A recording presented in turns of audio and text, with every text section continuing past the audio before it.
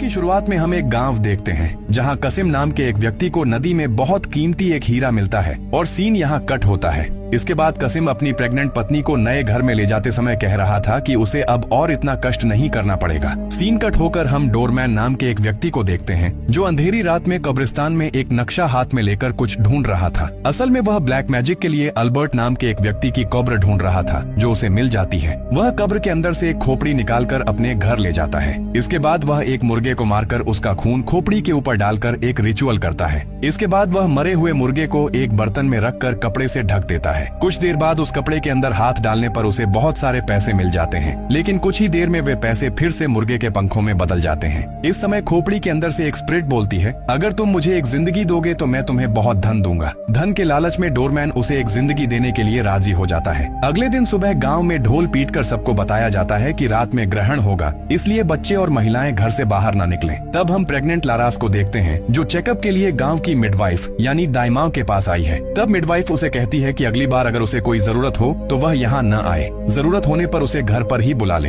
इसके बाद लारास अकेली घर की ओर निकल पड़ती है। इसके बाद हम कसिम को देखते हैं जो कर्ज के पैसे वापस न करने के कारण उचम नाम के एक व्यक्ति को मार रहा था। दरअसल कसिम हीरा मिलने के बाद गांव का बहुत बड़ा जमींदार बन गया है। उधर लारास जंगल के अंदर से घर जाते समय एक कुत्ता उसका पीछा करना शुरू कर देता है। कुत्ते से बचने के लिए वह भागने लगती है और अंधेरा हो जाता है। तभी उसके सामने डोरमैन आ जाता है। दरअसल कुत्ता डोरमैन का ही था। डोरमैन लारास को ही अपना शिकार बनाता है। डोरमैन उसे अल्बर्ट की कब्र के ऊपर रख देता है और कब्र की मिट्टी अंदर धंस जाती है और वह पहुंच जाती है शैतानों की दुनिया में जो अल्बर्ट का अड्डा था। वह लड़की को देखते ही उसके साथ जबरदस्ती करने लगता है। इधर कसिम लारास को न पाकर अपने लोगों के साथ जंगल के अंदर लारास को ढूंढने निकल पड़ता है। कुछ दूरी पर लारास के चिल्लाने की आवाज सुनकर वे सब उस तरफ जाते हैं। वे देखते हैं लारास उस कब्र के ऊपर पड़ी रो रही थी। लारास को देखते ही मिडवाइफ कहती है डिलीवरी का समय हो गया है। डिलीवरी के समय लारास को बहुत दर्द हो रहा था और कसिम अपने लोगों को समझा रहा था कि लारास के साथ जंगल के अंदर जो हुआ है वह किसी और को न पता चले।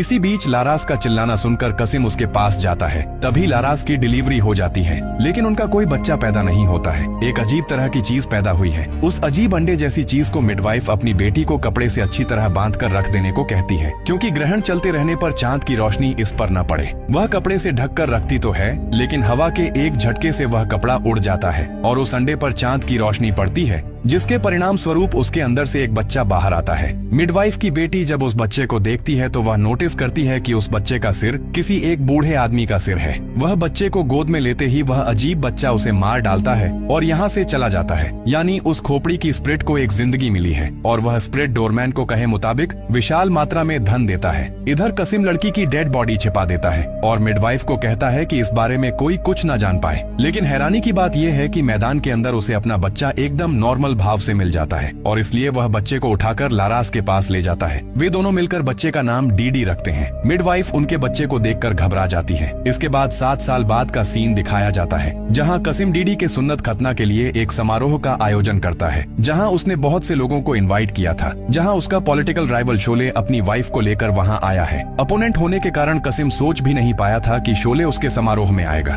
दरअसल शोले बहुत अच्छा एक इंसान है। दूसरी ओर कसिम बिल्कुल भी अच्छा इंसान नहीं था। इधर डीडी को शाही तरीके से घर में लाया जा रहा था, जहां एक फोटोग्राफर लगातार उसकी तस्वीर खींच रहा था और वहां अलग अलग आयोजन किया गया था, जिसे देखकर उसे बहुत मजा आ रहा था। लेकिन जैसे ही डोरमैन उसके सामने आता है, ठीक तभी डीडी के अंदर अल्बर्ट की स्पिरिट जाग उठती है और अनजाने में ही डीडी समारोह के आर्टिस्टों को वश में कर लेता है, जिसके परिणाम स्वरूप वे खुद ही अपने अंग काटने लगते हैं, जिसके कारण वहाँ अफरा तफरी मच जाती है। यह देखकर डोरमैन और डीडी एक तरह का आनंद लेने लगते हैं। इसके बाद घर में समारोह शुरू होता है, लेकिन क्यों न जाने हज्जाम का नाइफ टेढ़ा हो जाता है। तब वहाँ मिडवाइफ भी चली आती है। अब वहाँ मौजूद लोग अलग अलग टिप्पणी करने लगते हैं। ऐसे समय अजान शुरू होती है तो डीडी अस्थिर होने लगता है। ये देखकर हज्जाम कसिम से कहने लगता है कि उसके बेटे के अंदर शैतान है, लेकिन कसिम उसकी कोई बात नहीं सुनता है, बल्कि हज्जाम को अपने लोगों से बाहर निकलवा देता है। इसके साथ ही सभी अतिथियों को भी घर से बाहर निकलवा देता है। मिडवाइफ कसिम को डीडी के बारे में सतर्क करती है, लेकिन कसिम उसे पैसे देकर चुप रहने को कहता है।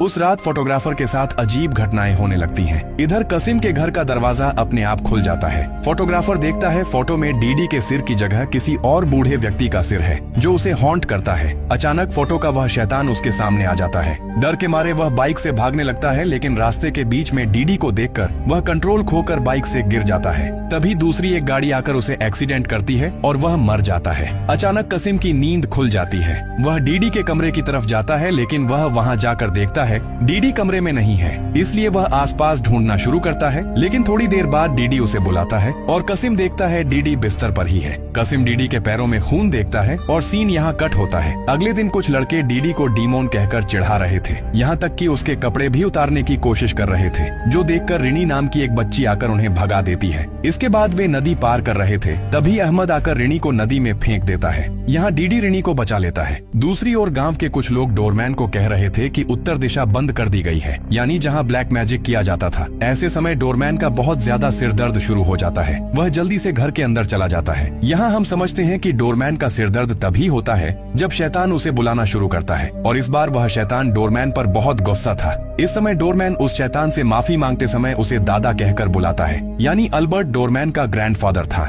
दूसरी ओर शोले बैठकर चर्चा कर रहा था कि ब्लैक मैजिक की साइट बंद करने के बाद भी कुछ लोग वहां जाने की कोशिश कर रहे हैं। तब याशा कहता है कि जब तक लोग धन, क्षमता, लालच करते रहेंगे तब तक यह सब कुछ चलता रहेगा। इसके कुछ देर बाद गीले शरीर के साथ डीडी और रिनी वहां पहुंचते हैं, यानी रिनी और किसी की नहीं, वह शोले की बेटी थी। इसके बाद कपड़े बदलने के बाद वे सब खाना खाने बैठते हैं। यहाँ याशा खाने से पहले प्रार्थना करने को कहता है, लेकिन डीडी खाने से पहले प्रार्थना कैसे करनी है यह जानता ही नहीं था, इसलिए वह खाना न खाकर वहाँ से चला जाता है। इसके बाद डीडी नदी के किनारे अहमद को देखता है और वह उसे नदी के अंदर धक्का देकर वहाँ से भाग जाता है। अहमद उसका पीछा करता है, लेकिन डीडी जैसे वहाँ से गायब हो गया था। अचानक वह डीडी का शैतान रूप देखकर डर के मारे भाग जाता है। दूसरी ओर एक घोड़ा पागल की तरह दौड़ते दौड़ते अहमद के ऊपर ही चढ़ जाता है, जिसके कारण अहमद का पैर बुरी तरह से घायल हो जाता है। डीडी ने ही घोड़े से यह काम करवाया था। इसके बाद डीडी घर लौटकर घर के पीछे साइकिल चलाने लगता है। तभी उसके घर पर रिनी और यूनी डीडी के कपड़े और कुछ खाना लेकर आए थे।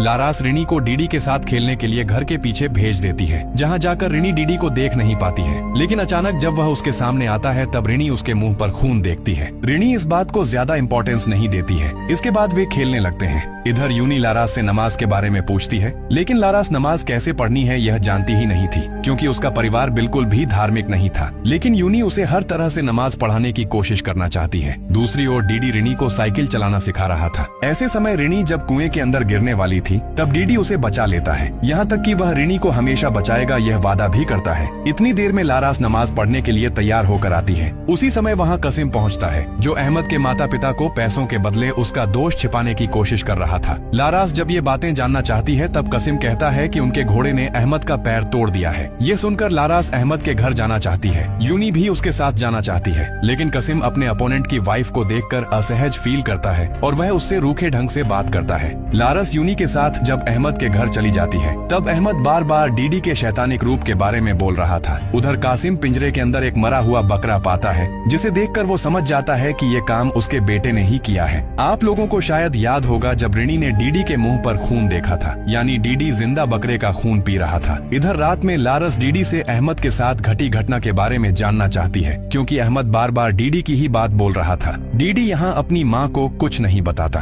रात में डोरमैन कासिम के पास जाकर उसे इलेक्शन में मदद का ऑफर करता है, लेकिन कासिम डोरमैन के इस प्रस्ताव को ठुकरा देता है, क्योंकि वो अपनी कोशिश से इलेक्शन जीतना चाहता है। दरअसल डोरमैन यहाँ ब्लैक मैजिक के जरिए कासिम को जिताने जा रहा था, क्योंकि कासिम के जीतते ही ब्लैक मैजिक की जो जगह बैन कर दी गई थी उसे वो फिर से चालू कर सकेगा। यूनी लारस को डीडी के सामने पढ़ने के लिए कुछ दुआ सिखा देती है, जो दुआ डीडी के सामने पढ़ने से डीडी के अंदर से शैतान निकल जाएगा। लेकिन लारस जब डीडी के पास जाती है तब वो बहुत चालाकी से एक ड्राइंग बनाकर उसके हाथ में देता है। परिवार की ड्राइंग देखकर लारस बहुत इमोशनल और खुश हो जाती है और दुआ की बात भूल जाती है। रात में लारस कासिम को बताती है कि वो प्रेग्नेंट है। ये बात सुनकर कासिम बहुत खुश होता है, क्योंकि उसे लगता था कि 7 साल पहले लारस के साथ जो हुआ था उसके कारण उसकी पत्नी अब कभी बच्चा पैदा नहीं कर पाएगी। अगले दिन शोले और कासिम दोनों ही इलेक्शन कैंपेन चला रहे थे। उधर लारस यूनी के साथ नमाज पढ़ना शुरू कर देती है। इधर इलेक्शन के प्रचार के दौरान डोरमैन शोले के खाने में कुछ मिला देता है, क्योंकि वो अब शोले को खत्म कर देना चाहता है। अगले सीन में डीडी और रिनी आपस में बात कर रहे थे कि उन दोनों में से किसी के भी पिता इलेक्शन में जीते वो हमेशा दोस्त बनकर ही रहेंगे। तभी वहाँ अहमद आकर डीडी को देखकर डर जाता है और वहाँ से भाग जाता है। यहाँ रिनी डीडी को उसकी माँ की प्रेगनेंसी के बारे में बता देती है। ये बात सुनकर डीडी दौड़कर अपनी माँ के पास जाकर उसे गले लगा लेता है, लेकिन उसके अंदर का शैतान नहीं चाहता था कि लारस के दूसरे बच्चे का जन्म हो। रात में शोले खाना खाने के लिए तैयार हो रहा था। ठीक तभी याशा उसे खाना खाने से मना करती है, क्योंकि वो समझ गई थी कि इसमें ब्लैक मैजिक किया गया है। वो कुछ दुआ पढ़ती है, जिसके कारण वहाँ से निकल आते हैं कुछ शैतानी कीड़े। तब डोरमैन थोड़ा बीमार पड़ जाता है और उसके मुंह से कीड़े मकोड़े निकलने लगते हैं। डोरमैन बात को समझकर ब्लैक मैजिक करके शोले की फोटो आग के ऊपर रख देता है। तब तेज हवा के कारण रिनी की नींद खुलने पर वो धीरे धीरे दरवाजे के पास जाती है। वहाँ वो देखती है डीडी को, जिसका सर बदल गया था शैतान में, जो असल में शोले को मारने के लिए आया था। लेकिन रिनी को देखकर वो वापस चला जाता है। यहाँ एक बार फिर डोरमैन का काला जादू नाकाम हो जाता है। जब रिनी सबको डीडी के खौफनाक चेहरे के बारे में बताती है, तब याशा समझ जाती है कि वो शैतान और कोई नहीं बल्कि अल्बर्ट की स्पिरिट है। याशा बताती है कि बहुत पहले गांव में एक पुर्तगाली था जिसे बंदर का सर खाने का शौक था,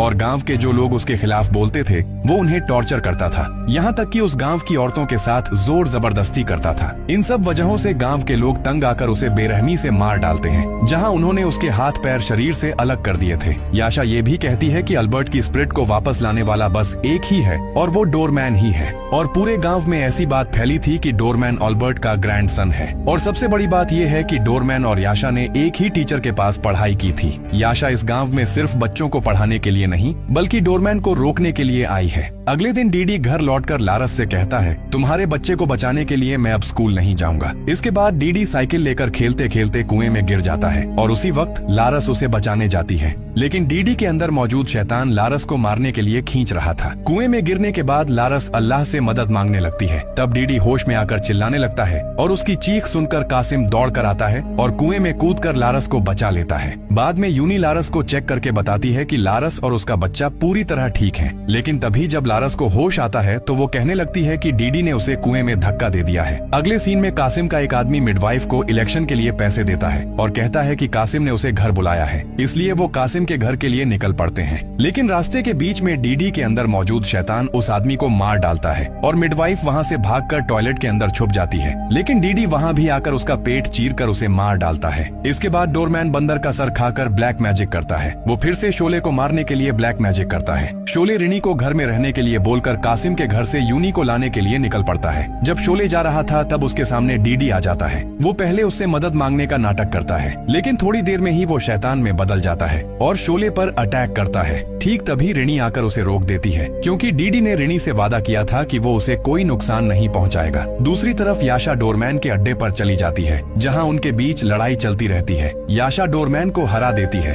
इधर शोले डीडी को लेकर कासिम के घर आ जाता है। इसी बीच याशा भी कासिम के घर पहुंचती है। यहाँ याशा डीडी पर एक्सोर्सिज्म शुरू करती है। एक्सोर्सिज्म के समय डीडी भयानक तरीके से शैतान के रूप में तड़पने लगता है। एक समय पर शैतान कासिम को कहता है, अपना वादा पूरा करो। लेकिन याशा और डीडी की माँ लगातार सूरह पाठ करती रहती हैं और याशा डीडी के अंदर से शैतान को बाहर निकाल पाता है। दूसरी ओर डोरमैन को अल्बर्ट की स्पिरिट उसकी कब्र के अंदर खींच लेती है। इसके बाद कासिम शोले को इन सब बातों के लिए धन्यवाद कहता है। अगले दिन इलेक्शन होता है। वहाँ कासिम जीत जाता है, लेकिन कासिम शोले को गाँव का प्रधान के रूप में इलेक्ट करता है। वह चाहता है कि शोले ही इस गांव के प्रधान के रूप में जिम्मेदारी ले, जिसके बाद डीडी एकदम ठीक हो जाता है। इसके कुछ दिन बाद लारास दूसरे बच्चे को जन्म देती है, लेकिन बच्चे को जन्म देने के बाद ही वह शैतान में बदल जाती है और वह शैतान मिडवाइफ को मार डालता है। इसके बाद वह शैतान कासिम से किसी एक समझौते के बारे में कह रहा था। आपको शायद याद हो, कहानी की शुरुआत में ही कासिम अचानक अमीर हो गया था। हो सकता है उसने किसी शैतान के साथ एक समझौता किया हो।